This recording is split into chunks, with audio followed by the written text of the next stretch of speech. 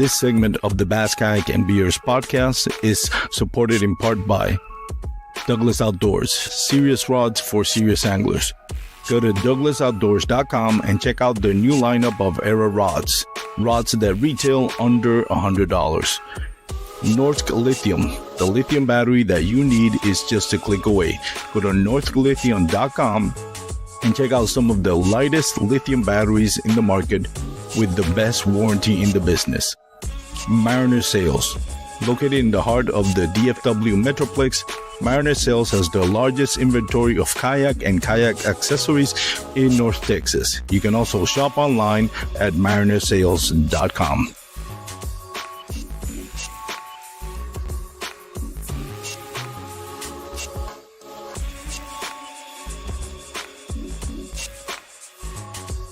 What's up, everyone? Welcome once again to the Bass Kayak and Beers podcast. This is the real life with your boy Armando, where we are going to be talking today to Ryan Parker. And the subject for today is going to be how to tackle, or let me rephrase this because I kind of changed the title, but it's basically how to get the most out of your river fishing experience. Ryan Parker, if you don't know, he's a great angler who specializes in catching smallmouth bass in rivers. He did amazing at the Kayak Venture Series. Last year, he actually won the AOY. Has a lot of experience on it. You should definitely check out his Instagram account because it's full of like highlight reels, like of him catching bass on smallmouth bass on rivers. Like I love accounts like that, even though it's hard to grow an account like that. We're just constantly posting just highlights of your fishing trip.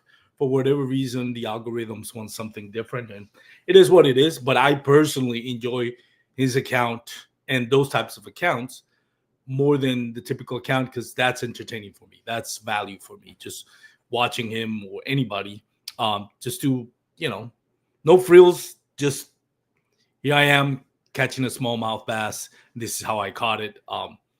So definitely go check out his account. It's Ryan Parker Fishing or Parker Fishing. I'll ask him when he joins the show. But that's it. We're going to be talking about that. Hopefully there's going to be some great information for you to take with you. You can apply it to your next river fishing experience. If you're struggling or if you wonder how you can improve on catching bass, smallmouth bass, largemouth bass on rivers, this is going to be a great episode for you today. So thank you for watching. Thank you for listening. If you're listening on the MP3 format, the show has taken off in the last couple of episodes, which is kind of interesting because usually this is where school starts, weather gets colder, and less people out there fishing. So usually by now, the views and plays on my podcast tend to go down by this time of the year. But for whatever reason, it's picking up. It's actually a couple of the episodes that I've done are kind of gone viral on the MP3 format. So I appreciate you guys for supporting it. I like to thank my amazing guests that always bring the content. Of course, without them, there's probably would be a shitty podcast. So big thanks to everybody that has come into my podcast and talk about bass fishing. Really like it. And you guys obviously been enjoying it the last few. So we're going to try to keep that momentum going. But without further ado, let's bring in Ryan Parker. Buddy, how are you doing? Good. How you doing? First of all, Ryan, where can people follow you on social media? Because I forgot the name of the handle. Yeah, it's Parker Fishing. I think it's Parker Fishing 1242 on Instagram because I have a terribly common name. first, middle, and last. And do you also do other social media platforms like TikTok or YouTube, stuff like that? Nah, it's all mostly Instagram. It's slow growth, but it's genuine. That's what I love about it. What I like to do, and that's what I'm going to put out there. And I'm going to throw always read whatever like the little comments or the caption to everything too, because I usually throw in some little tidbit of information related to that catch and why that happened, and of course there's always a little pitch to Loveland Paddle Sports, who's always supported me, and I'm a part of their fishing team, and Dark Horse Tackle. Two great companies. Yeah. You fish out of is it Ohio? Yeah.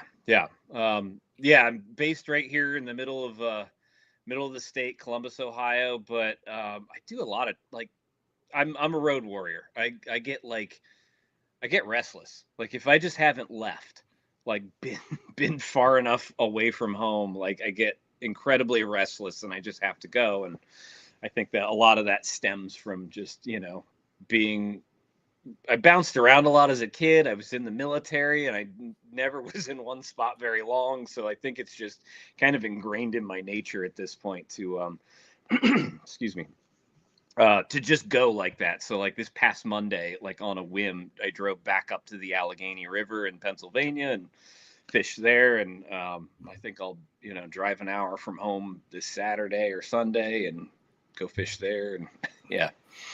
Before we dive into the subject that we're going to be talking about, river fishing, I've always been, or lately, I've been really interested in the fishing culture in Ohio, especially when it comes to bass fishing, right? Because it used to be a southern sport like Alabama, Texas. Anybody that participated in bass fishing, the heavy hitters, the culture was really Alabama, southern United States, and nothing wrong with it. But Ohio doesn't strike me as a bass fishing mecca or capital, but there's so many social media content creators from Ohio. There's the guys from Dark Horse Tackle, Matt Souders, and Brad Hicks, who just had a baby. Congratulations, Brad Hicks. Oh, congrats, Brad. Yeah. So they're all from that Ohio, Josh Renko and Smalley Talk. Yeah, this weird Midwest area. Yeah. It's not like. And I'd be remiss if I didn't mention like aside from the Lake Erie. Tackle Talk podcast. I have to mention Andrew Hayes. Hayes, yeah. Definitely shout him out. Yeah, I think it's funny. I was like literally just having this conversation with a buddy of mine the other day, and the fact that Ohio does not have a state fish. Sorry to interrupt. Is there any way you can raise your volume on your mic? It's kind of coming off. Sure. And I apologize for interrupting, by the way. No, you're fine. Let me it's not on this one, right? No. Now I can hear you a lot better. Is it better? Yeah. Oh, huh. I usually have it on the thing, but let me make sure. Maybe because you're moving closer to the monitor too. Yeah, here. Is that it should be on the computer, so all right. My bad. And I apologize because I interrupted your line of thinking. So bad timing on my part. Here we go. That should probably be better. All right. No, I was literally just having a conversation with a buddy the other day, though, about like the fact that Ohio does not have a state fish. Like we have a state bird, tree, flower. You don't have a state fish? We do not have a state fish because they can't make up their minds over whether it should be a walleye or a smallmouth. I vote smallmouth bass, but I'm partial. I vote smallmouth bass too, and I think most of the fishery biologists also do, but most of the sportsmen in Ohio target walleye in the northern parts of the state. But the argument of the biologists, of course, is, well, smallmouth at least live everywhere in the state. Yeah. But they've just called it a draw forever and just said, all right, we're just not going to have one.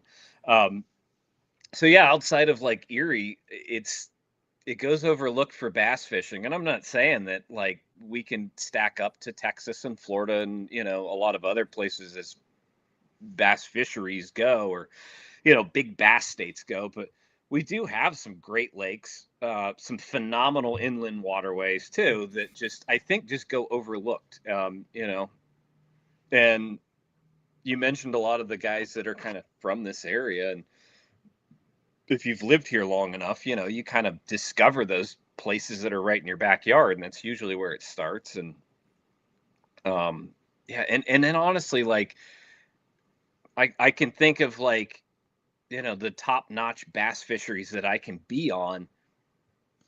If I wake up at 6 o'clock in the morning, I can be on the water, on St. Clair by 9:30.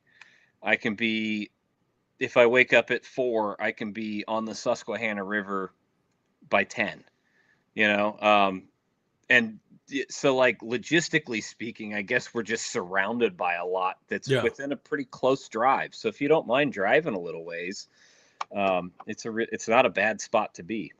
Yeah.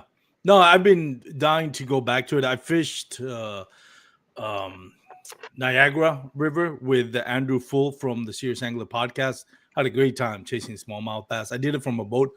I was supposed to be this week I was supposed to be fishing right now with Jake Harshman in the Susquehanna, and I was supposed to be fishing yesterday with Sean Livery, and I think on Tuesday I had planned to fish with Zechariah Fuller from Dark Horse Tackle. I don't think he remembers because I never touched back with him, but I had to cancel the trip. Friends are getting married, stuff going on. My wife booked a stand up concert with Nate Bargatze, which I found. Oh, that'll be a good one. So that's going to be tomorrow. Yeah. I had to cancel everything.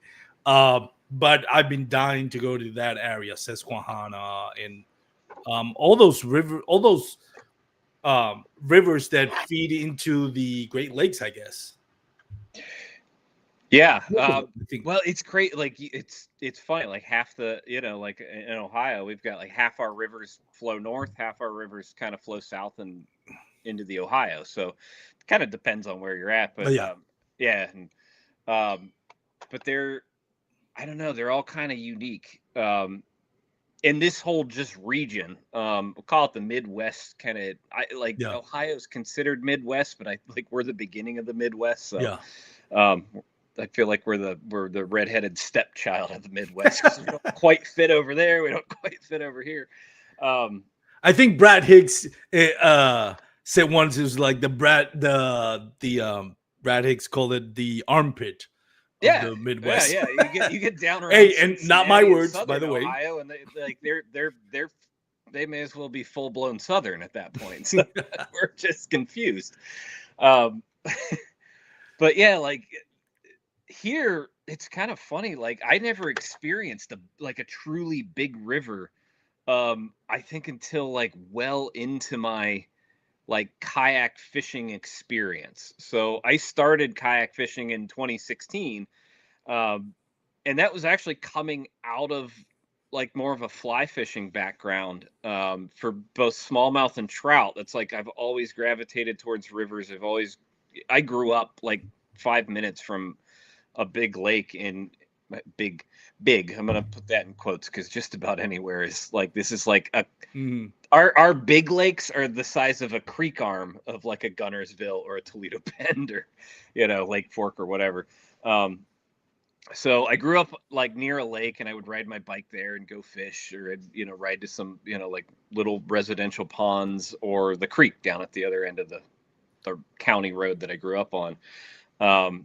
But when I got out of the service, like I just went all in on rivers and that kind of became my, that just became my happy place, and that's where I wanted to be. But it got to the point where I've done it. I've waded as far as I could go, and now I was like, well, how do I get farther? And kayak fishing started becoming a thing. I was working with a good buddy of mine that was much more into, it's just he'd always grown up just conventional bass fishing and stuff like that. So it's like, I'll get a spinning rod again, and do that. And Murph had a couple kayaks, so I started borrowing some of his, and I was like, ooh, I like this. I can get used to this. But it got me further down the river or further up the river than I'd ever been before.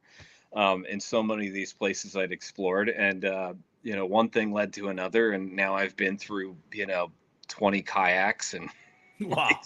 I don't know if it's 20. It's probably pretty close at this point, honestly. But part of that is I'm forever a tinkerer, and I'm always messing and rigging and like, okay, I think I can do this better, so I'm going to do that. And again, thank you to Loveland Paddle Sports, because Mark gives me killer deals on boats, so that at least helps my wallet a little bit. That this forever fascination on trying to make something a little bit better, do something a little bit differently, and but yeah, I that's what got me into the kayak in 2016. And so it's all been bass kayak since then. Like it was like when I fell into that world, I was like, this is where I fit. And I just kept going. So I've, kind of lived in kayaks on rivers for as much as I could.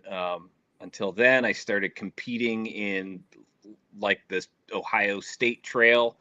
So that put me back on a lot of lakes, but always kind of gravitated towards that shallow water and things like that. And honestly, the lake I grew up on or near, it's a canal lake, which are kind of unique to this area of the country. They were basically lakes dug for the canal systems, which is how, back in the day, they used to transport stuff on those big flat barges pulled by donkeys or ox or, cattle or whatever. So this lake is only 6 feet deep, like the whole thing.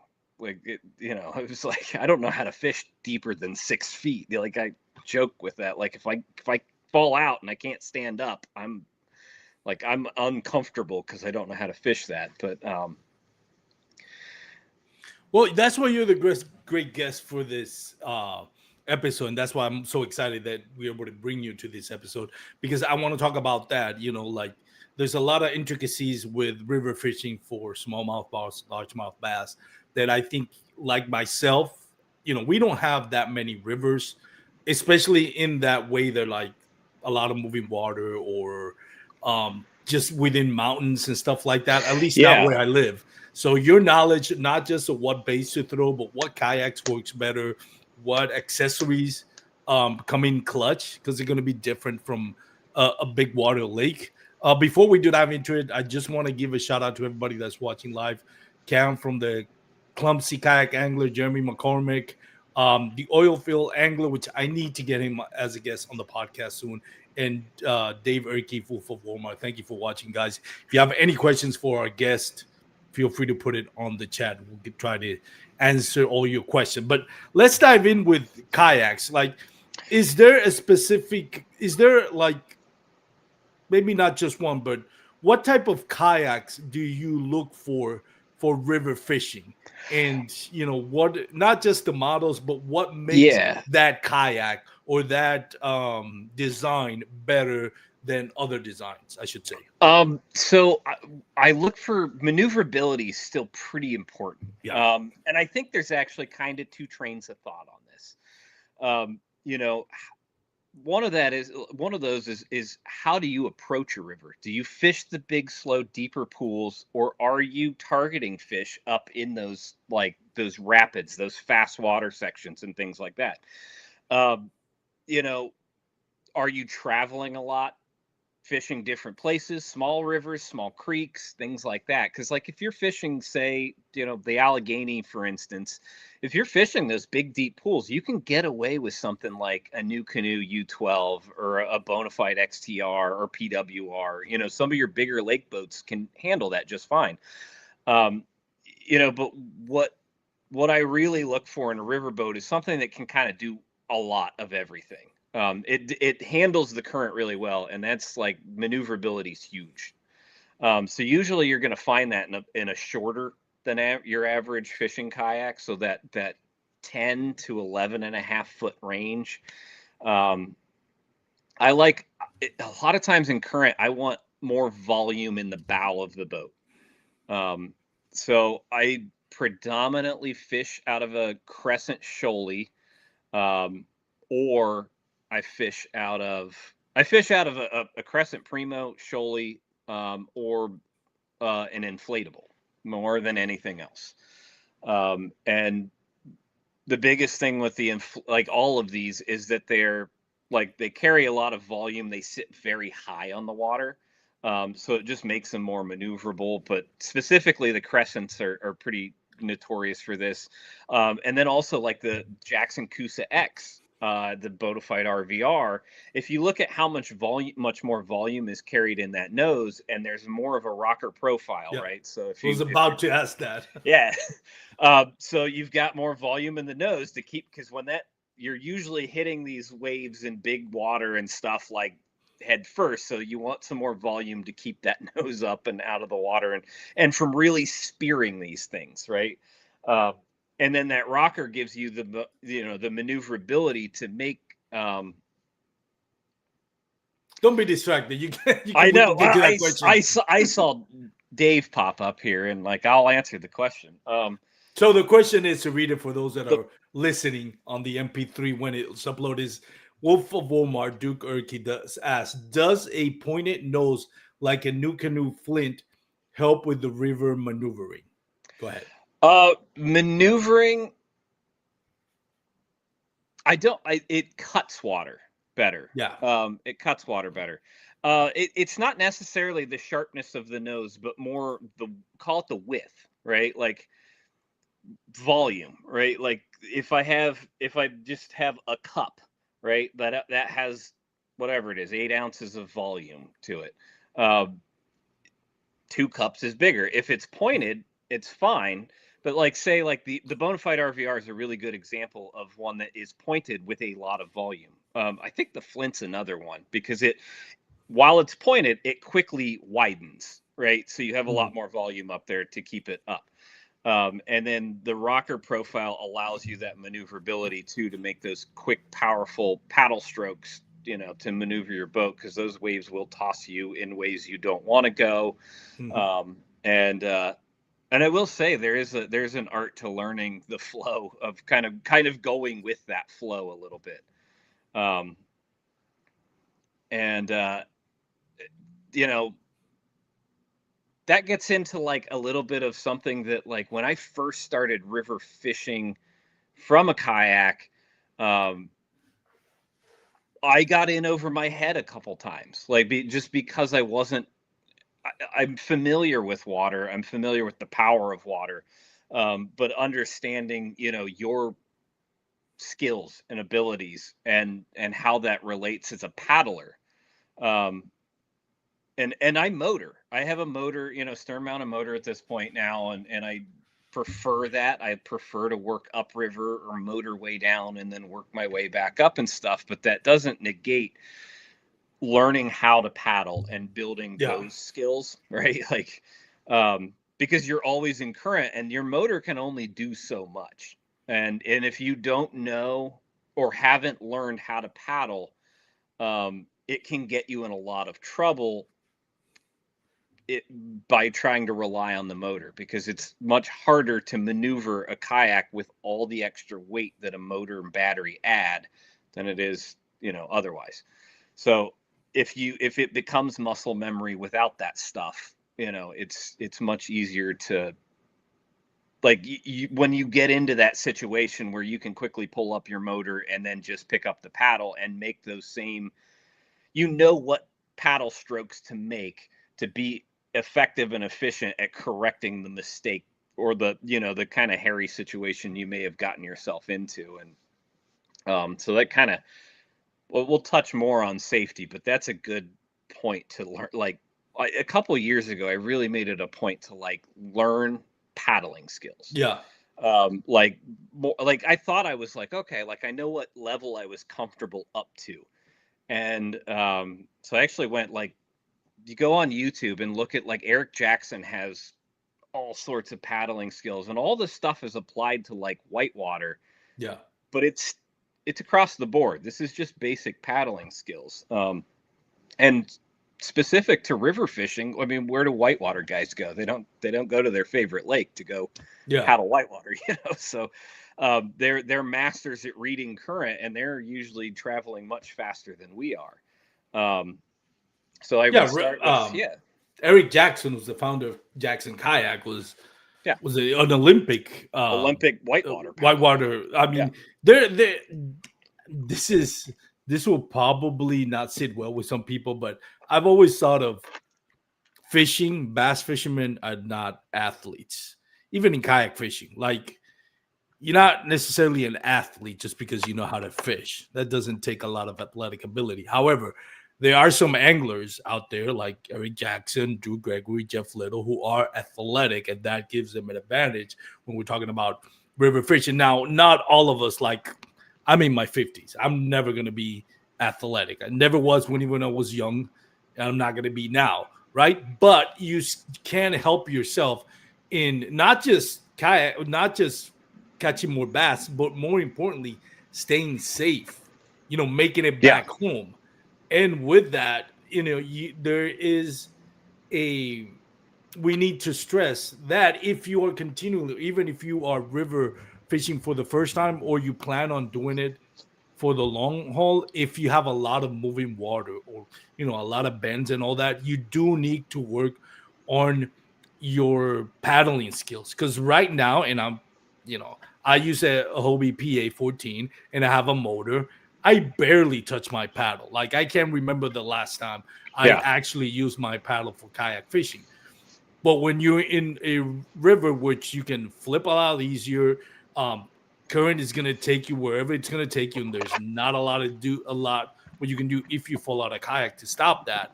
You need to first of all make sure how not to fall, and with that is first of all get used to your kayak, and second of all learn paddling skills. And with that, I ask you before I go into Dave Erke's next question is how can people learn this the skills? What's a good resource for anglers to learn how to paddle? Is it a YouTube video? Is there somebody that gives out seminars with that? Yes. The short answer and the probably most accessible is, check out something like Eric Jackson's paddling videos on YouTube.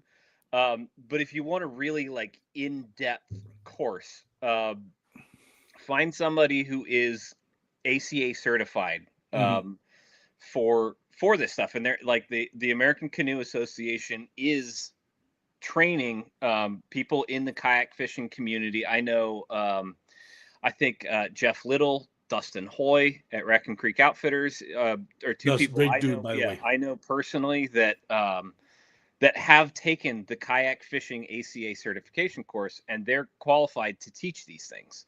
I know Jeff went another step here recently and got his some degree of whitewater certifications too. So he's an even bigger resource if you happen to be in that area, or just connect with Jeff. He's a he's a wealth of knowledge across the board, and certainly a wealth of knowledge of just paddling skills. He's been doing it longer than I think anybody else I really know. And but yeah, if you're certainly in that southeastern Ohio area, or just anywhere even closely. Tennessee has a lot of great rivers. Yeah, I think Russ Snyder's has gone through the ACA certification course, and I plan to. I'd love to do it and How does just really one teach. get that certification?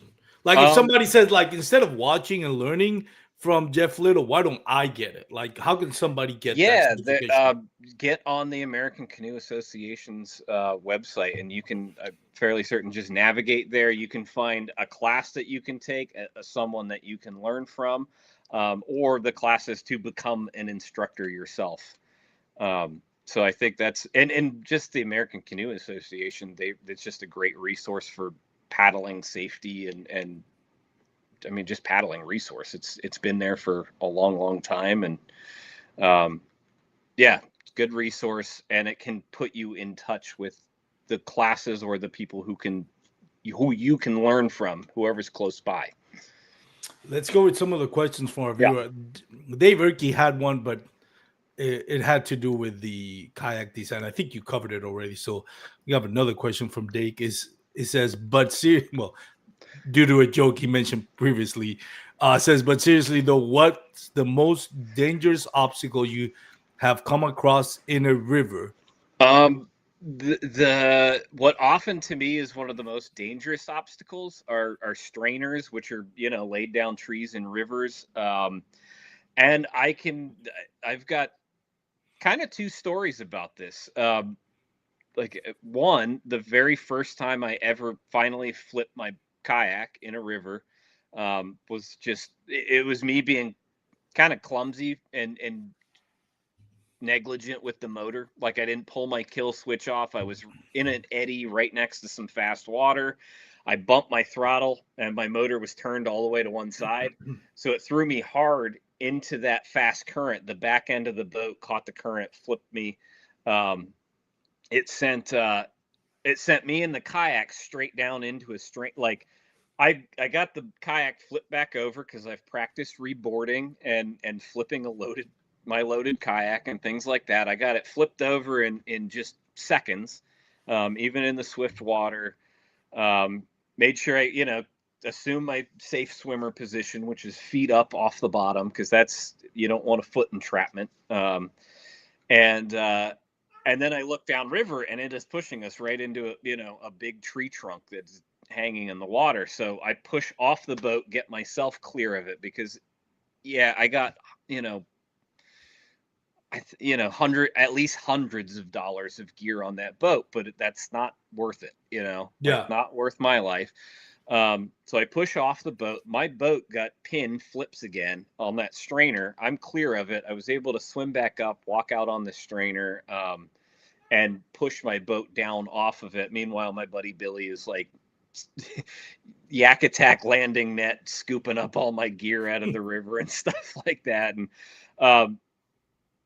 like we laughed about it after the fact, but like in the moment, it was nerve-wracking. And this was not like this isn't like New River Class 5 rapids or anything like that. This is like this happened in like a small creek here in central Ohio, which is not like, nothing is very crazy here, but everything was so fast, even in that, like, it was faster current for here, but it's not that fast of current in it's not a white river. Yeah.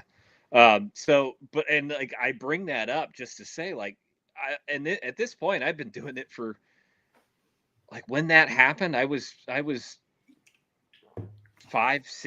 years into pretty heavy river fishing and stuff like that. And it was definitely one of those like eye-opening moments, and that I'm glad that I had taken the time to practice certain skills. But it also showed me just how fast everything can go wrong. And I think that pushed me to really go back and relearn and break bad habits and build up those paddling skills. The second, to kind of answer Dave's question there, the most dangerous obstacle, I'm very glad that I was in an inflatable kayak when we came across this. But last year during the Kayak Adventure Series, the evening session, you get down in those Kentucky hollows, like valleys where we were. Jeff Little was following me with the camera that night, or for the evening session, and had a heck of a night. It was basically pitch black on the way back down the river. And they had released the dam, which there was a little bit of part of my strategy was like, I was anticipating a dam release, and that's why the bite was so good. But coming back down, the way we came up, a full river strainer had happened while we were upriver, and or created itself while we were upriver. And it was pitch black. We're working off of like one little headlamp that I had. And, and Jeff and I we saw it, we discussed it. It wasn't like, we're like, okay, like there's water flowing over the top of it, okay, I don't think that was there on the way up, and so I opted to go first so that I could shine light back onto it. And, I just remember like getting right up to it, realizing it is across the entire river. And I yelled back up at Jeff, and I was like, we're going to have to jump it. And we both had the motors. So like with the inflatable and that really shallow draft and wide base, it was not an issue. You could gun the motor, kill the motor, and it throws a big wake. And you just kind of ride the wake over the over that laydown, that strainer. But man, like I remember even hearing my inflatable scrape the top of the strainer on the way over it. And I thought to myself, like, man, if I had a skeg, like, came down on that, like, you're immediately like super tippy, and your natural inclination is to kind of overcompensate. Yeah. And so I was like, man, like, I'm really glad I was in an inflatable for that. And that, going back to what you said, that takes like skill and practice. Like if you're not familiar, like I would have never thought of like, all right, I'm coming into this laydown, pedal to the metal, get the motor going, and just before kill it so that wake takes you over. Yeah. That's something that you don't just know instinctively unless you're accustomed to river fishing. And again, going back to the importance of learning those skills when you, Yeah, and even put them in practice when you can. Yeah, and I mean, bottom line, always wear your life vest, wear your PFD. Like that's, I feel like that should go without saying. Yeah. I know we've had a recent tragedy in our community in this sport, and that's terrible. But like to some effect, that can be avoided, and um, whether it's lake or river, but yeah, it's one less thing that you have to do, right? Like if you fall out, that's where's my life jacket? Right. And if Well, that's in flip, God knows where it is. But now, like, at least you don't have to think about keeping your head above water, right? Like, then you can focus on, okay, maybe I can flip my kayak and maybe grab a rod or two or a box or like tackle box and throw them back in the boat, and salvage this trip a little bit. And I tell people, like, especially, I tell people, like, as they get into this sport in general, like, it's not a matter of if, it's a matter of when you dump it, man. And I feel like being in current and rivers and stuff like that, like, especially as your confidence grows in what areas you can fish and target and things like that, I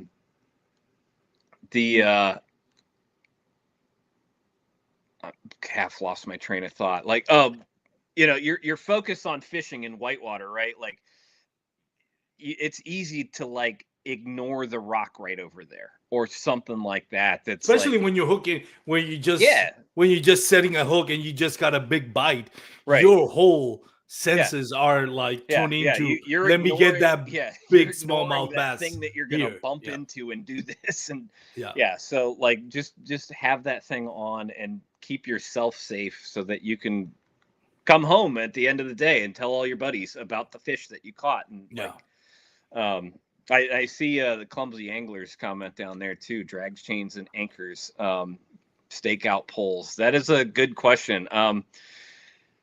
I oftentimes do not have an anchor at all on my river rigs. Like that is, it's a almost only a wintertime situation for me, when I really need to stop the boat to fish effectively. And most of that comes from a safety realm. So it's kind of a perfect segue into that, because and if you do run an anchor of any sort, have a knife, have a very accessible knife somewhere, so that you can cut that line. I think at least right off the top of my head, I know I've cut two. When it comes to choosing an anchor, I like the ones that aren't really grabby. I don't like grapple anchors in the river. I like more just a big lead ball. And honestly, if you're looking for that type of thing and they're just not available, look for saltwater outrigger weights. You can get a 3-pound lead, like PVC coated lead ball that is used for deep sea fishing. That works great as an anchor. Drag chains are a little bit different. It is one, you still want your knife for that, but I understand drag chains, especially if you fish kind of a faster river and you're not necessarily trying to stop yourself. You're just trying slowing to slow yourself down so that you can fish more effectively. I have a drag chain that is a tool. It's not something that goes with me, certainly very often in Central Ohio. We just don't have the current for it. But it is a helpful tool. I like to still I take like really heavy heat shrink, because the whole goal is it's just slowing you down. So like I don't want just flaps of chain going everywhere that can get hung up on stuff. So I take big heavy duty heat shrink and I just heat shrink the whole thing together into one just big drag anchor. So yeah, stakeout poles. I have done the power pole thing in the rivers. I have done the stakeout pole, and I have not been a fan of either. Not been a fan of either of those. I don't think those are.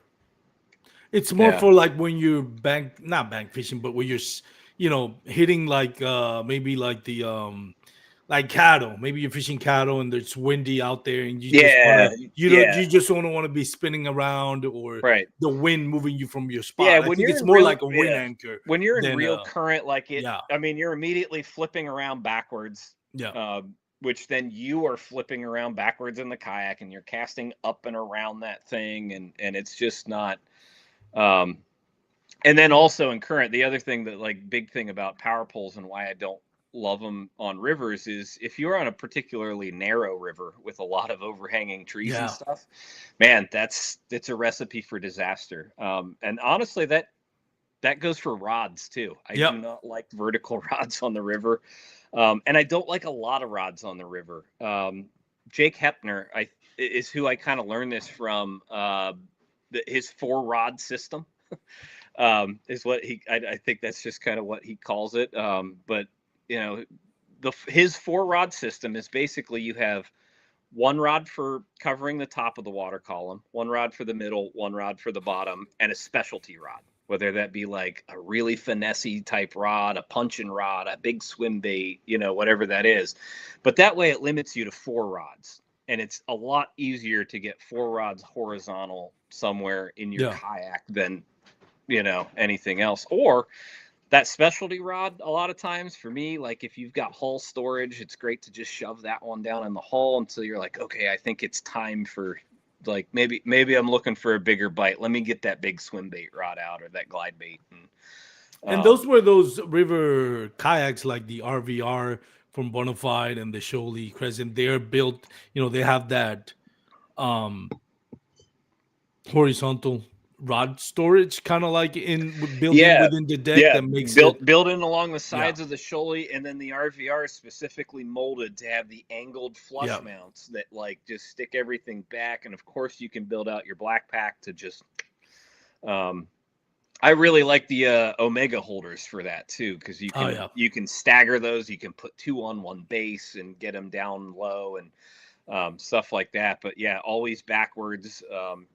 And honestly, if you can get them on your non-casting side a little bit too. yeah. That's what I like to do, and so that just you just snag less rod tips on those low roll casts and things like that. Yeah, that's a good point. So that kind of segues into what I wanted to ask you next. And again, Dave Urke has another question there that we're going to go into that is more about how do you use the river to advantage, and we'll get into that one a little bit later. But as far as accessories to bring with you, or not accessories to bring with you, we kind of covered that. But I feel like when river fishing, especially moving water, a lot of moving water, less is more. And you Yeah. kind of touched on it, less rods, less bait. What do you think is roughly, regardless of the capacity of your kayak, what do you think is probably too much? Like as far as weight goes, like Um, you don't need much. yeah, I so man, I've gone from literally 70 pounds of like tackle, plastics, and everything. That was like my full, big, heavy, kind of like tournament crate build out. Was literally like all tackle in there, all of it, all the time. Um, and I am down to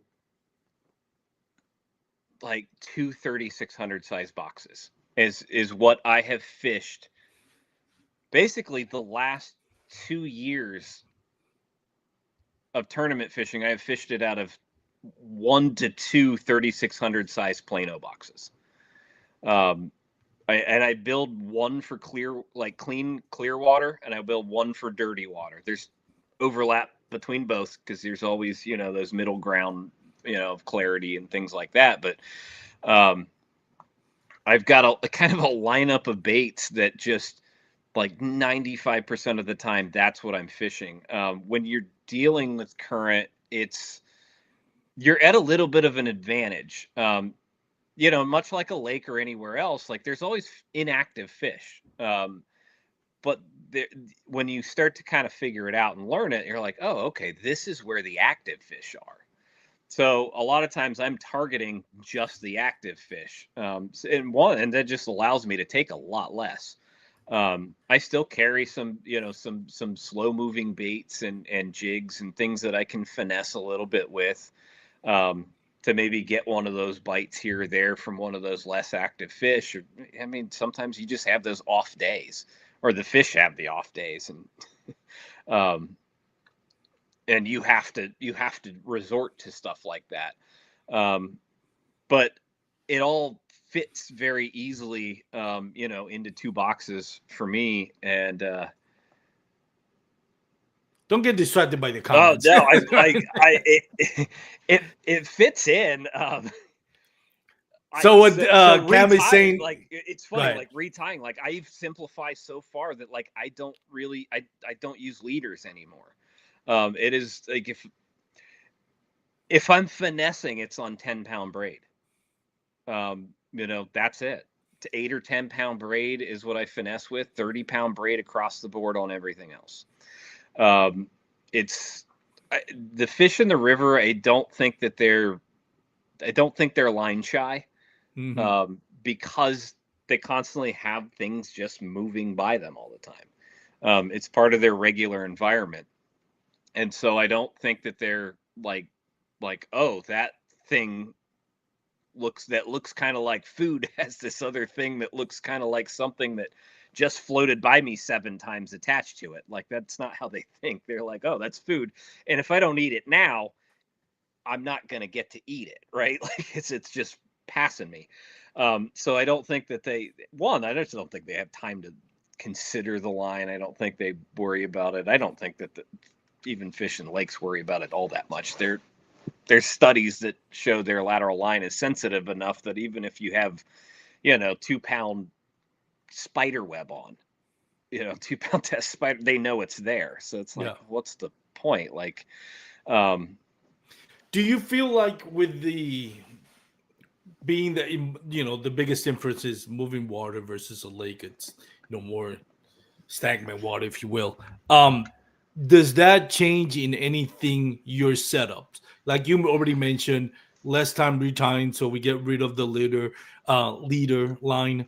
Do you go? Does fishing a river means that you're better off using braid, mono, or fluoro, or does that not become a factor at all? I personally just fish braid because it's durable, it's cheap, and I get a lot of.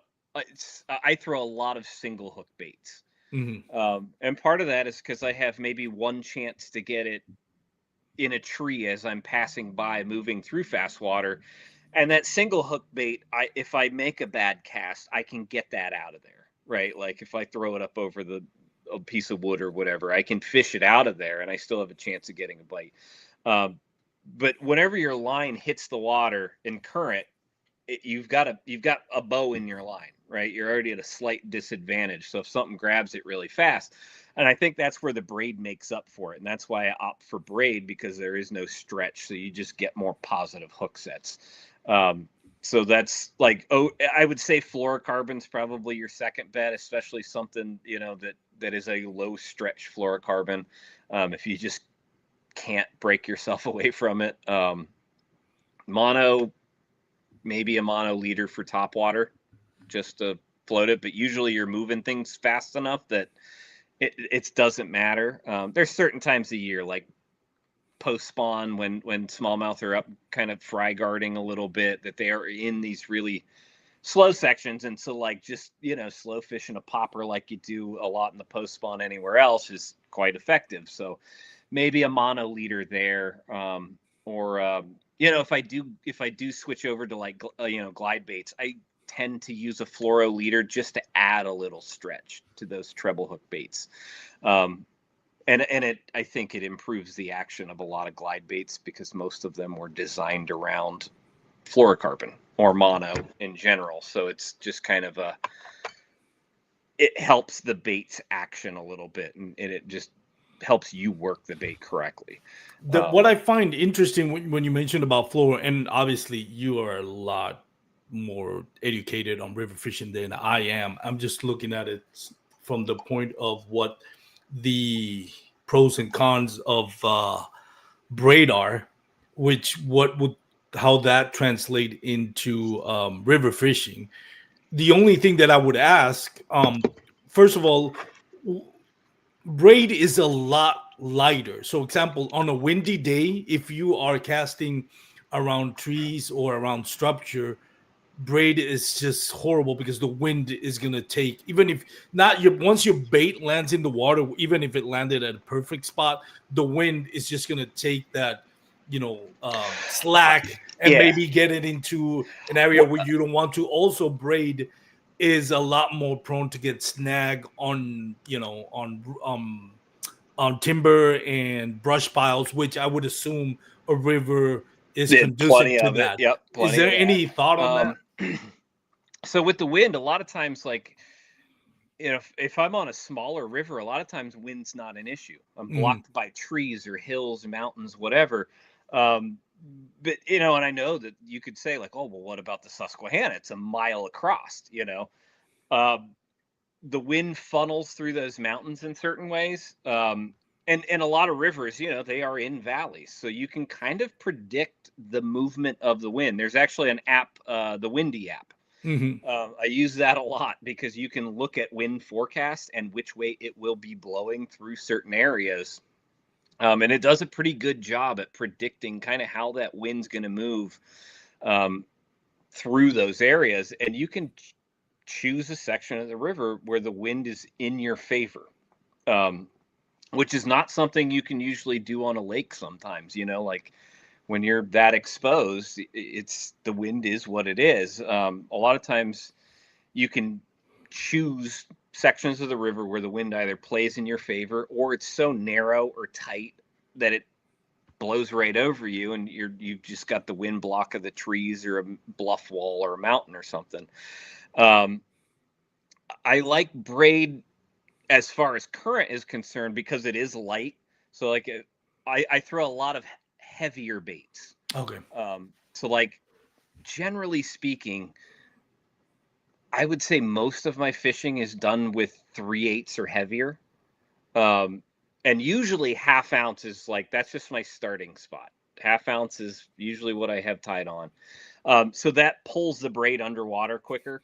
If I'm throwing up shallow, I'm usually stopping the spool with my thumb before the bait hits the water, and I'm already moving the bait before it really even hits the water. There's a lot of fish that sit right up there really shallow that will grab it the second it hits the water, as long as it's moving.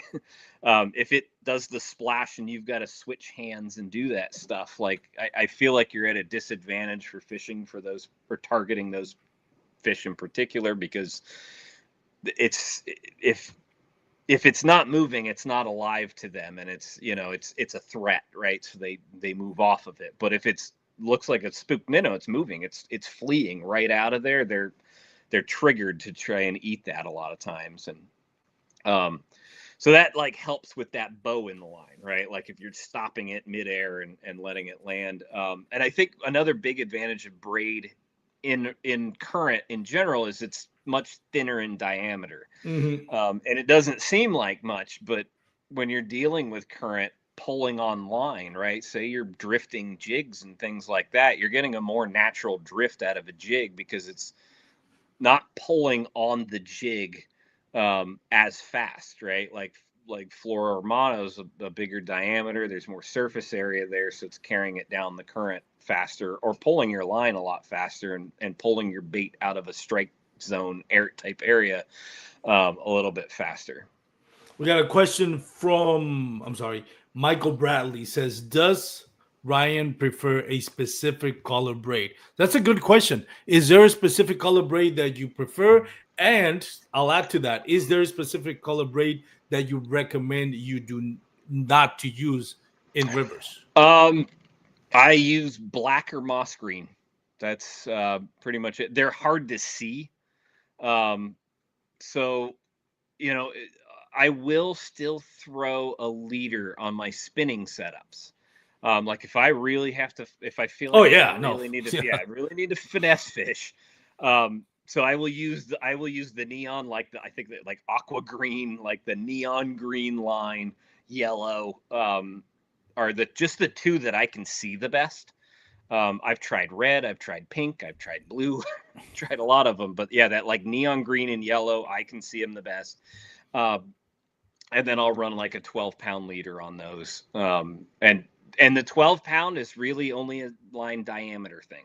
I think you get the most abrasion bang for your buck with 12 pound, without going too big and creating that surface area. And I'm not like the guys up on like St. Clair. I'm not throwing a 12-foot leader. I'm throwing usually about a 4-foot leader, because that just allows me a handful of reties without retying the leader. We had another question from Dave Erke. I'm trying to go back to it, but I think it was something along the lines as how do you use the current to your advantage? And I'll add to that, Yeah. whether it's positioning, or is there a certain type of water movement that you can key on to say, hey, if the water's behaving this way, there's probably a bass there. Yeah. Eddies and current seams are big, big targets, right? Eddies are kind of more your slack water areas. That's where, if you can picture like a little rapid coming down, and there's that little or big swirl of water adjacent, right? It's not that fast water coming down. It's kind of where it dissipates out, and it kind of just works in that big, slow kind of swirl. So that's more your eddy area. That's where a lot of, I'm not going to say I don't want to say inactive fish, because there can be active fish in there, because things get pulled into eddies and they just slowly drift around in there. Your most active fish of those areas are going to be right on the current seam, where the fast water meets that slow water, at the very top pinch point and the very bottom pinch point. So like the eddy ends somewhere, and where it kind of tapers down, you get a lot of active fish. And at the very top, where it tapers right up to that fast water, that's the other spot where you have a lot of active fish. That goes back to Zachariah's questions I just posted. What part of the eddies do you target? That you just perfect that. timing. Perfect timing. If this is what happened with Josh Shitwood lets you talk, Zachariah. This is what happens. You come up with good stuff. No more getting backseated here. The part of the eddies that I target are the current seam, the front taper, the back taper. And if you watch the bubbles on the eddy, right, like there's the swirl, but there's the middle of it. At some point, you'll notice, like, if there's stuff floating. I love it this time of year. We've got leaves starting to come down, so you can really pick it out really easily, because you'll have this little pile of leaves that's just, there's water moving all the way around it, and there's a pile of leaves that's just not moving in the eddy. That's the middle of the eddy, and that little center mass of the eddy right there, where nothing is moving, that is where a lot of fish will sit right there. And you just throw right into and it's harder to pick out when there's not like obvious leaves or grass on there, but there's foam bubbles that will tell you that. The foam bubbles in current and on a river can tell you a lot. Like, some current seams are easy to pick out when you're really next to fast water, where fast water meets slow water. That's an easy one to pick out. But say you're in this big, wide, slower section of river, picking out those current seams isn't nearly as easy. And watching that foam, or just watching the grass drifting down on the top, or the leaves or something, you'll start to notice, like, oh, there's a little channel that is moving like a little bit faster than the stuff left and right of it. Those little subtleties are things that you should target. Fish go to places for reasons. And those really obvious ones get targeted and pressured a lot, because they're obvious and usually bigger than others. And my favorite thing to do is target those really subtle places that people don't look for. You know, you go down a river, you've got a main river channel just like you have on a lake.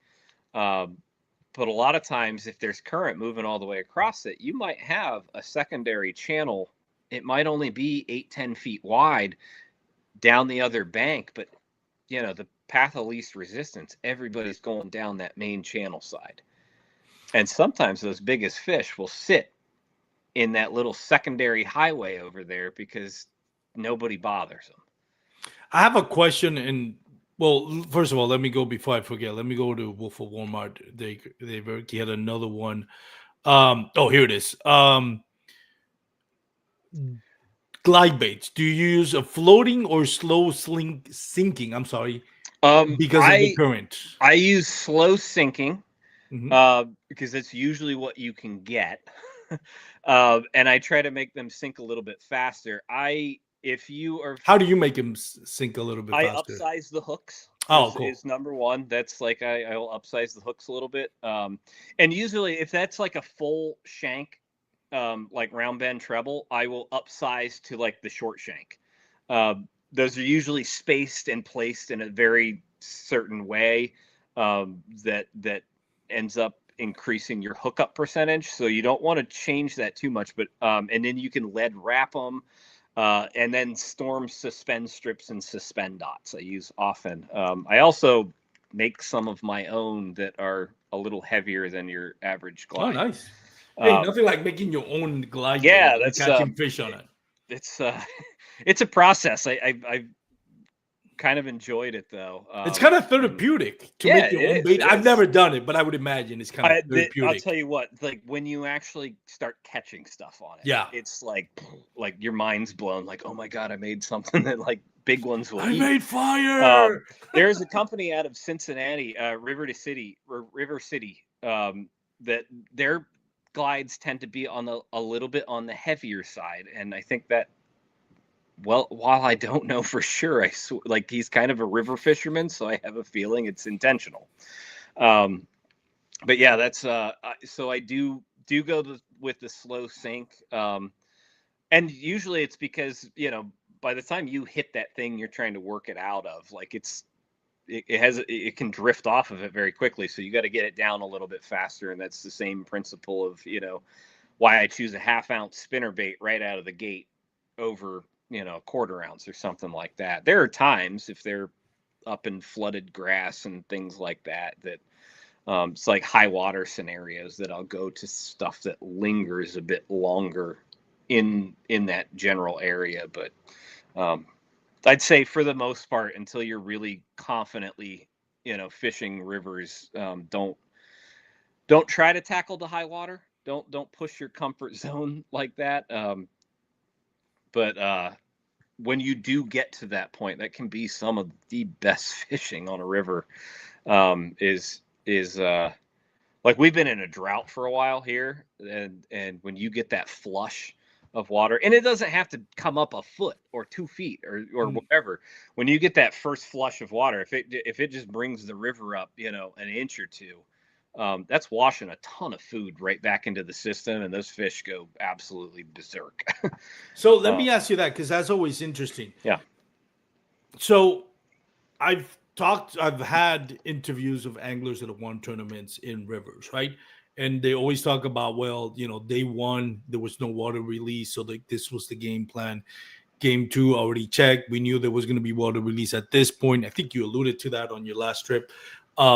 So you change your plan. How does your fishing plan change with water release? Like, how do you fish previous to a water release where the water is lower, and how do you fish when the water is being released and it's higher? Or third part is, how do you fish when the water is being drawn down?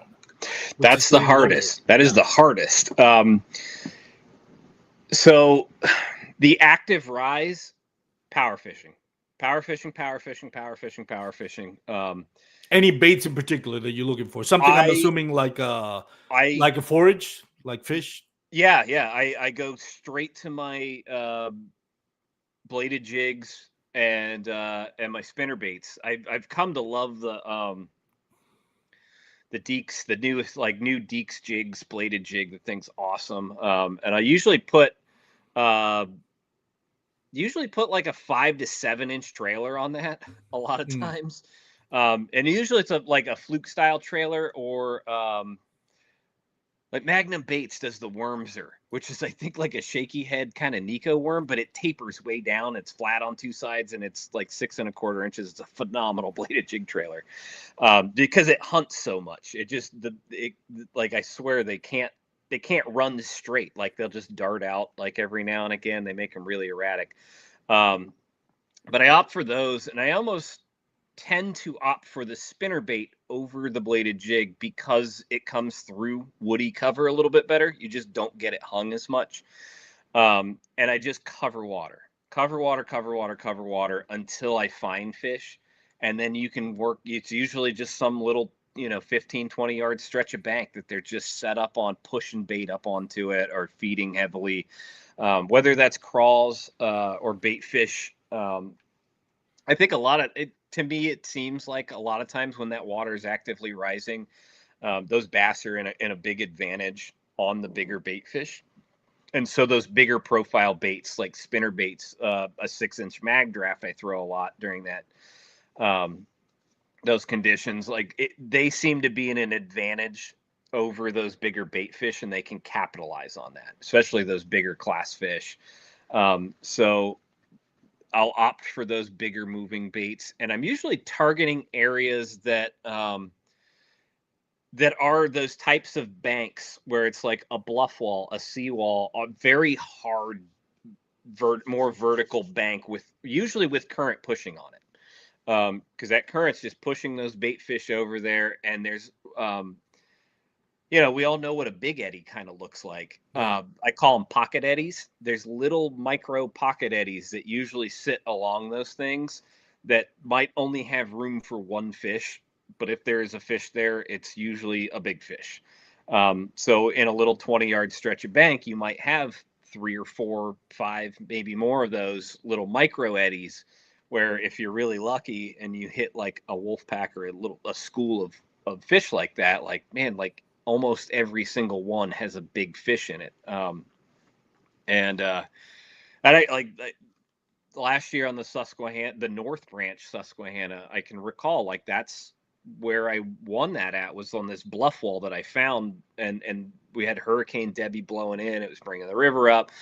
But I was targeting this very specific outside bend bluff wall, and I could almost call my shots. Like, I felt like I was Babe Ruth with a chatterbait, because it had these vertical cracks in the bluff wall, and at the bottom of every single one of those vertical cracks, I had realized that the water hits that a little bit harder and has like hollowed out a little hole just under the water level, right where that crack meets the water. And every time if I had to hit the wall with my chatterbait, and the second I engaged the blade, it just got hammered if there was a fish there.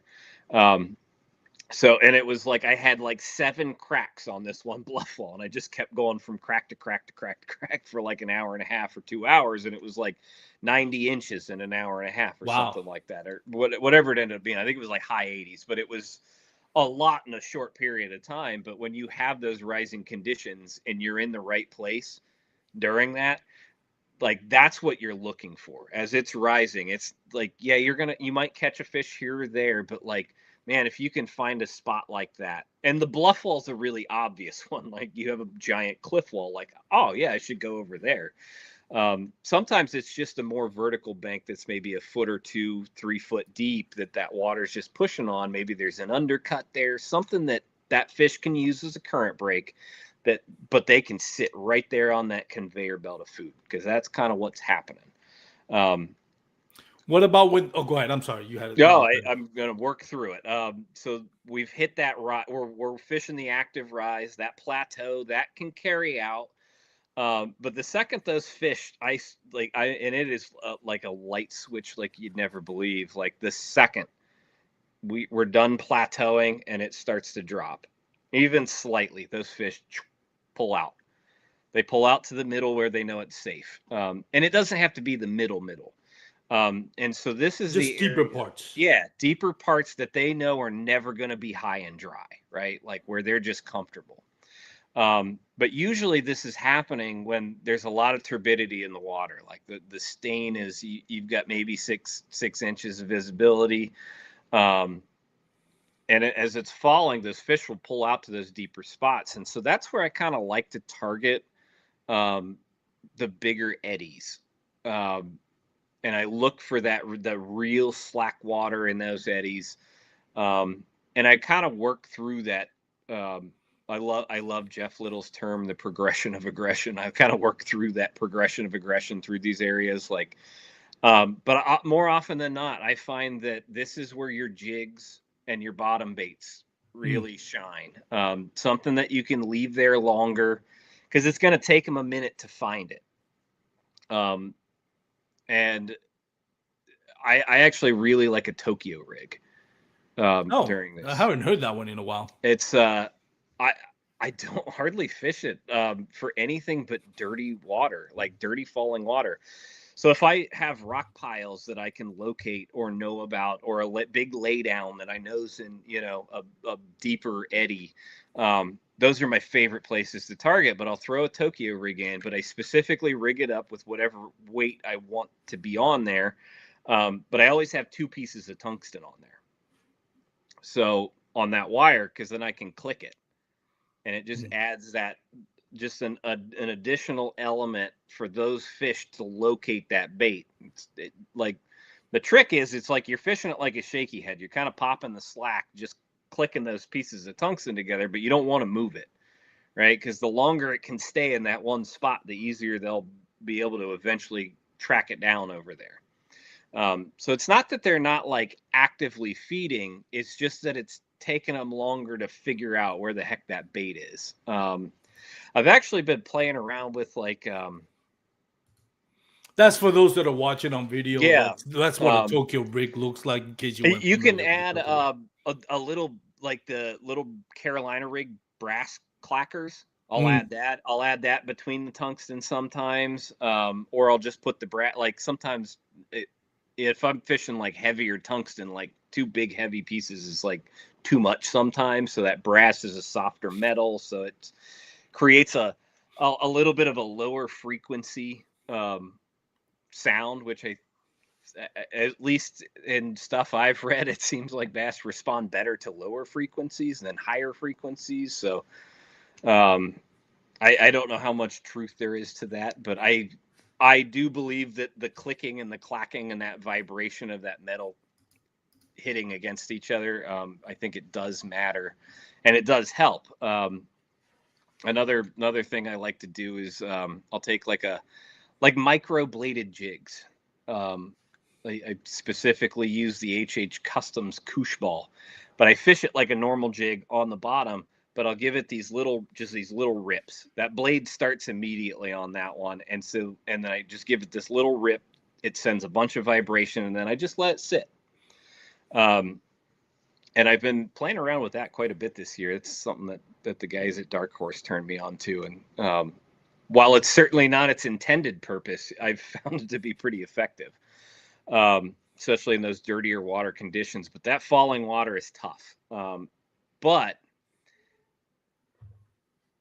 if you can locate bass, stay on them, because that one point of reference, there's a lot of fish that use those points of reference. So like when they all pull out, a lot of them will just pull to the same. Yeah, they're more prone to school when the water level is going down. That's a good point. Yeah, it's like, that whole saying, like, 90% of the fish are in 10% of the water. Yeah. This is like when it turns into like 90% of the fish are in 1% of the water. But man, if you can find that 1%, like it's an absolute gold mine. So it's and then clear water, I'd say, is the other thing we should definitely talk about, especially as we seem to be, at least in my part of the country, we're just dealing with clear water since July. I feel like I think it's been low and clear for months and months and months and months and months. I think it's rained 3 times since July. that I Same can thing. Same thing here. Yeah. We've had. It's been horrible how warm and dry it has over the last few months. Yeah. It's and this like I'll go back to line when I talk about clear water. I still fish straight braided line in water that I've had 12 foot of clarity in. And I'm not watching fish be line shy. If anything, they are a little bit bait shy. And that is like size of bait. So things I do in clear water is I'm making longer casts and I'm kind of downsizing my presentation a little bit. Going to a lot less action on trailers, throwing maybe a compact jig over a full skirted, full size jig, or no skirt at all. Just throw it on a little shaky head, light Texas rig type stuff. Man, I feel like Dave Urke's going to ask me the question, so I'm going to answer it before Dave asks. I peg all of my Texas rigs in the river because you don't want to lose that connection to the bait. Like I felt like Dave or maybe Zach would ask. But what is a low key or underrated bait for river fishing that a lot of people don't think about? We talked about, aside from the ones that you mentioned, is there one specific that you like? This. Don't overlook this one. To me, I'll mention one. Inline spinners are great. Yes, Sand bass run when they are moving. There's a reason people keep making them. Yeah. There's a reason they've never gone away. Yeah. And they're only like $2. Hands down, my favorite one, Picasso. Picasso kind of reinvented the inline spinner, if you will. It's absolutely phenomenal, and they did it in a way that you get to add your swim bait to the back, kind of thing, and they added that titanium weed guard. Yes, which I'll give credit to Picasso because not a lot of companies do this, and it's a little tedious detail that pushes your bottom line a little bit, but it's worth it. And Zach, if he's still watching, knows what I'm about to say. So the metal hairs that are there like a brush guard. You notice what they has at the point of those. They put hairs? A little epoxy daub on there. Exactly, and for those that don't know, this is so key because I've seen a lot of brush guards that don't have that. And the problem with that is if you put like a metal brush guard that is stiff and that bass bites on it, and the first thing, it's like imagine eating your favorite fish, salmon, trout, whatever, and it's not been deboned. Yeah, you get all the bones. You get that bone on the roof or the ceiling of your mouth. You're just gonna open your mouth and spit it off.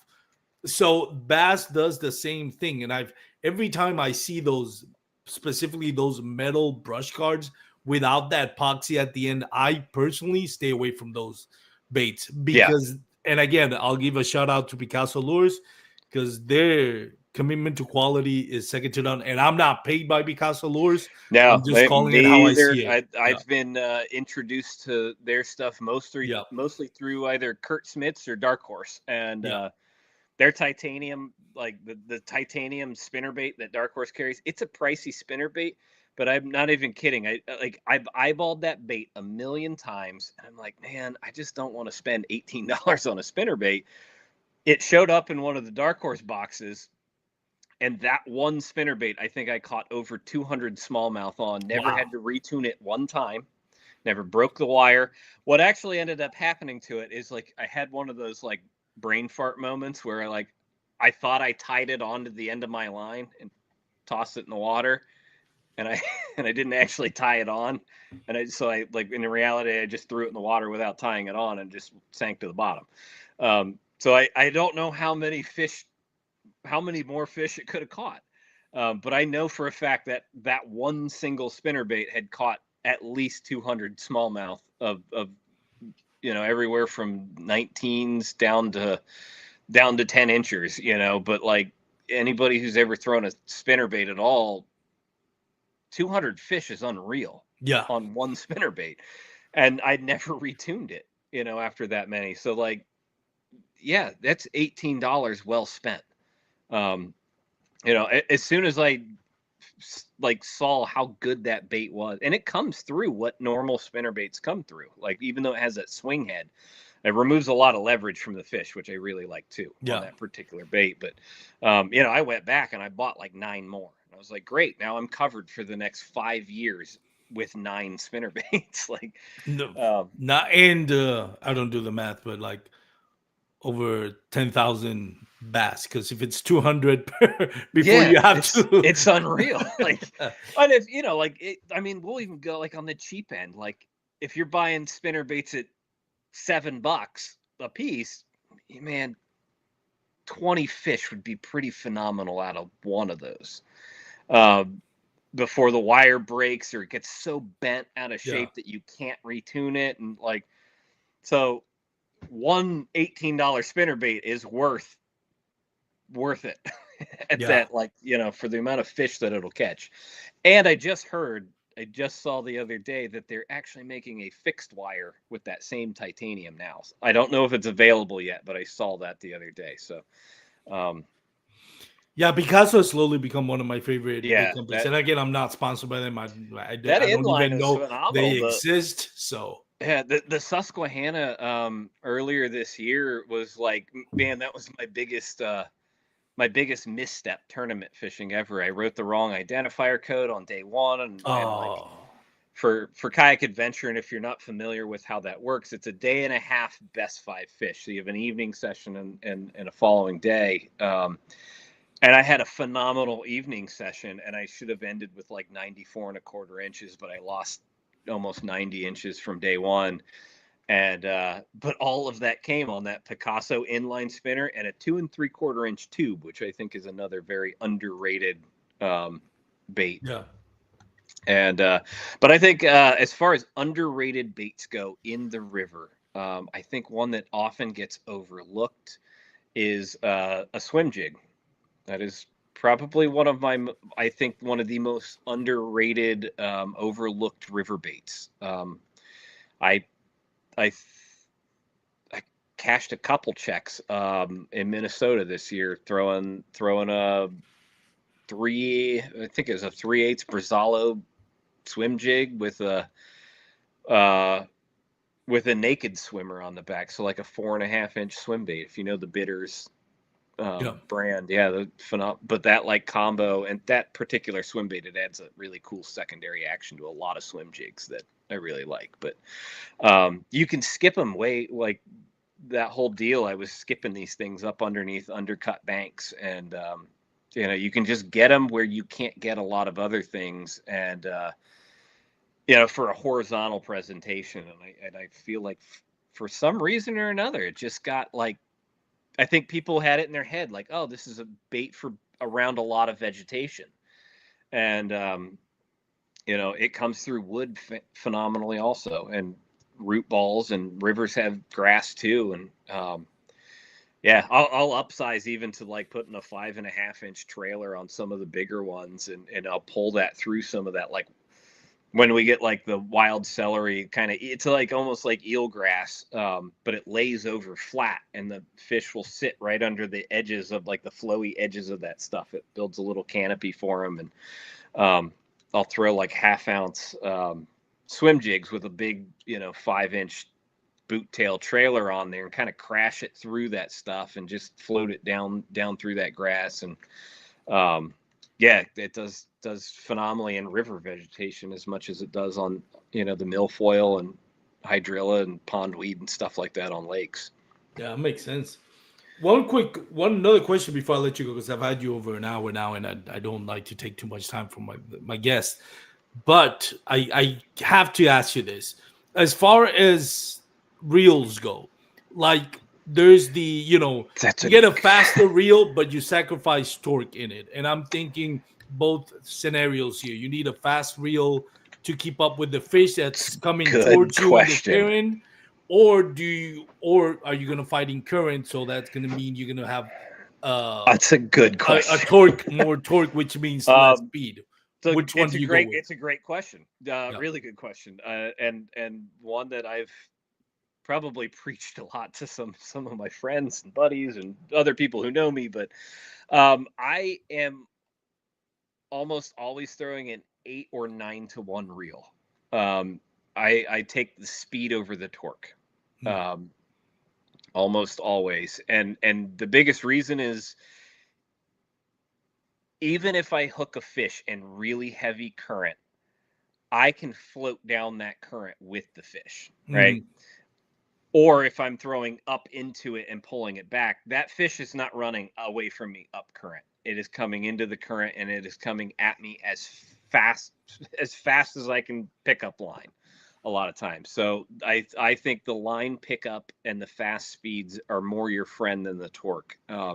If you do get in that situation where one gets downriver of you in heavy current, you can always, push off of maybe that rock you were stopped on, or that log you had your leg hooked up on. And that kind of goes back to the anchors for a second there, by the way. Like, I use my foot as an anchor more than anything else, like on a rock or a log or the bottom. But if you get in that situation where, like, oh, this fish is pulling a little harder than I want, I can just pick my foot up and I can just start drifting with it and just keep tight on it. I think that's another advantage to that 30-pound braid, is I have the backbone to horse it a little bit, and pull on it and just keep it tight. So yeah, I take that high speed over the torque. Like that brings me to another question that I didn't think I was going to ask, but now that you bring it up, that's a good one. I always get on my soapbox when people comment on videos. They see me most recently on cattle punching grass where one came off, and the comment section is going to be like, well, you're horsing. And I think what people don't understand is you can't play with a fish where there's a lot of grass, which are going to weigh down on your line, right? Where there's a lot of structure that they get around. Giving the fish an advantage. Exactly. On rivers, you have let's say you have a 20-inch smallmouth bass, and you're not Sakurai, because apparently he can't catch him, like you said. Now, I'm just joking, Sakurai, if you're watching or listening. But you have a heavy, you have a big smallmouth bass, and now you're fighting at the current. Do you, in your estimation, do you prefer to horse it in and not let it get into the current, or do you play with it? Yeah, I horse it almost every time, unless I'm on spinning gear, where I can really trust my drag system.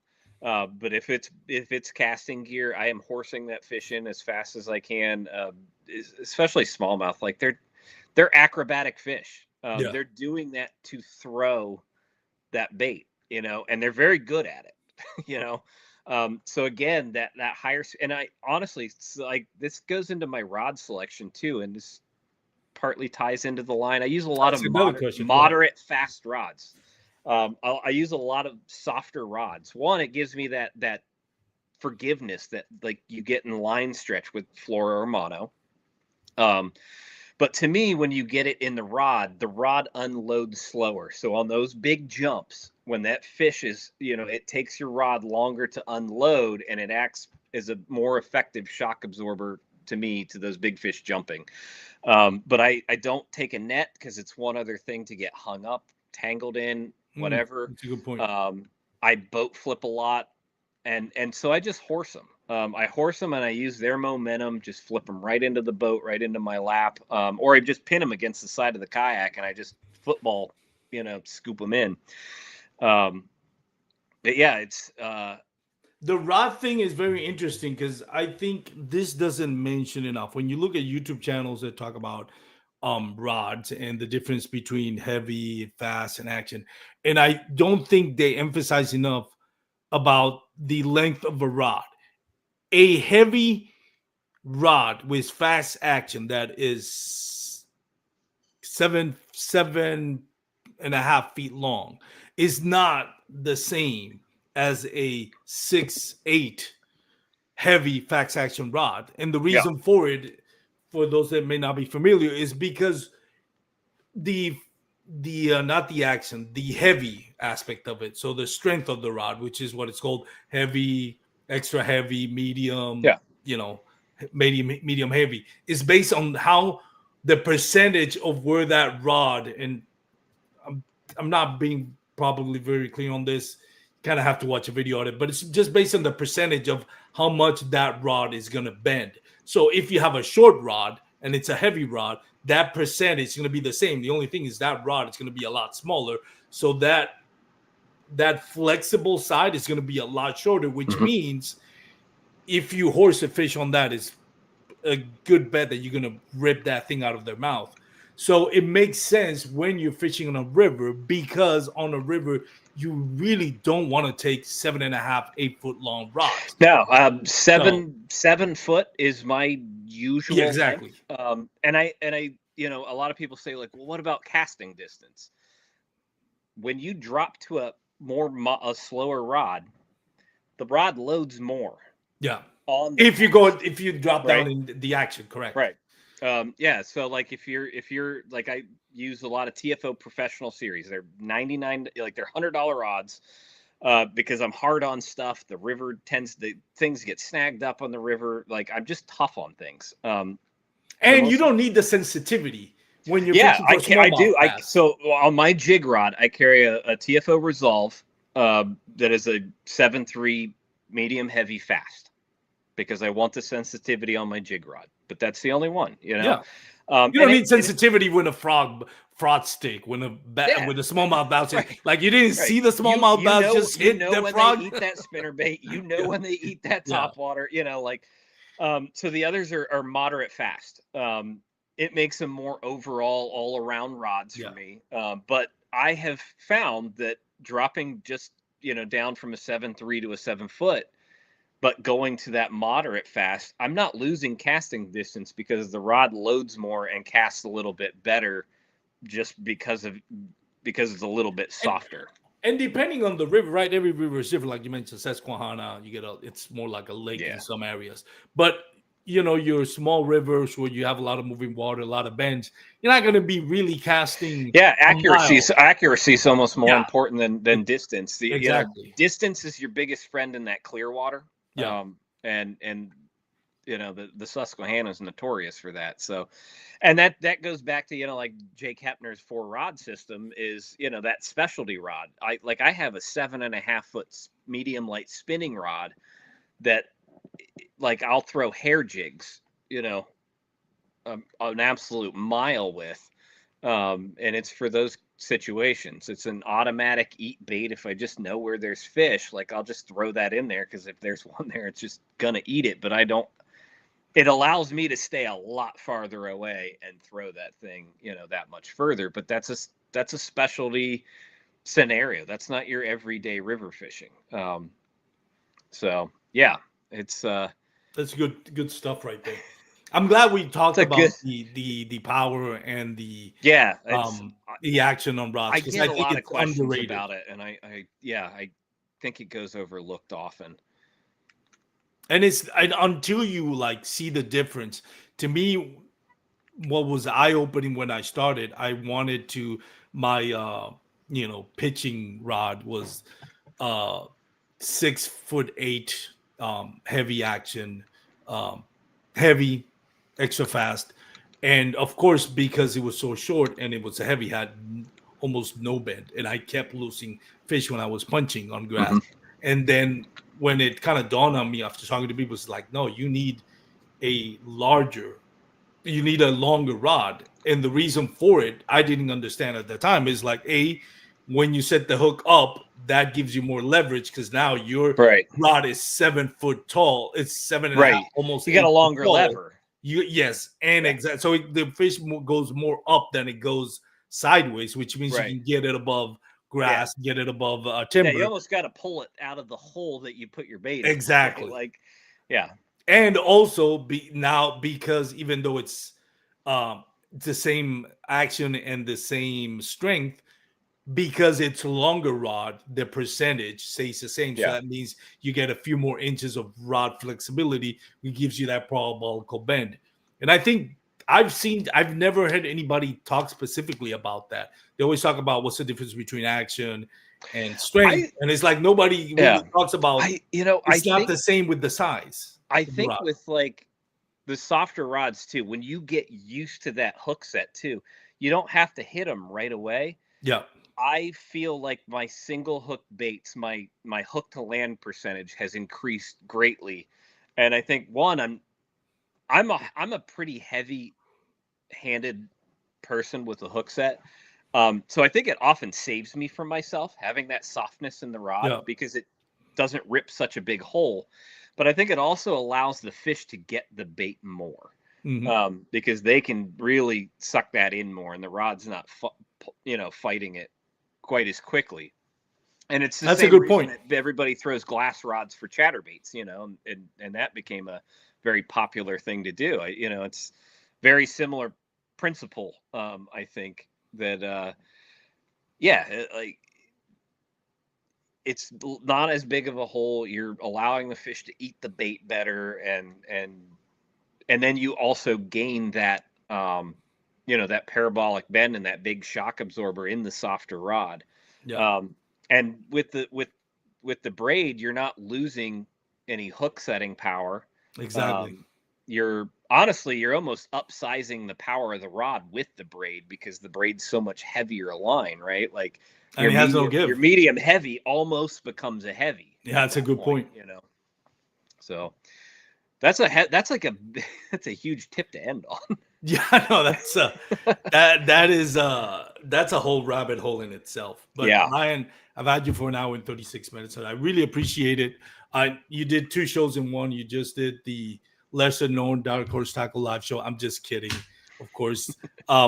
Where can people? So you're associated or working with Dark Horse Tackle. When is it that you guys have your live show? So anybody that's watching or listening right now can also follow you. Every Thursday night at 8 p.m. Eastern time. We are live on YouTube, Instagram, Facebook. YouTube's the place to watch. If I say it, everything seems to work a lot smoother, and we, for some reason, see far more of the comments from YouTube, even though it's all linked together. But that's every Thursday, 8 p.m. Unless for some reason we just don't have Wi-Fi, which happened one time this year. So we're pretty reliable on that one. Yeah. So watch it from 8 to 8:30 Eastern time. 8:30, just let them go and come to this show right here. Now I'm kidding. Next year I'll probably change the dates on it. Since KBN is no longer doing live shows, maybe I'll kind of spread it out. I don't want to be in the same as you guys. Because I know target audience is going to be pretty much the same. I know Wendell Fishing has it on, I think, Wednesdays. Alex Rod has it on Fridays. I have it on Thursdays. You guys have it on Thursdays. I don't know who's doing Tuesday. Serious Anglers podcast, and then probably Monday. I don't know if anybody's doing the show on Monday, but maybe I'll move it to Monday. We'll see. Fortunately, we can go back and watch these things. But Ryan, thank you so much for bringing your insight. I thought this episode was killer, especially with the information that you brought. Thank you to every one of our guests that joined the live show. Duke, I keep calling him Duke.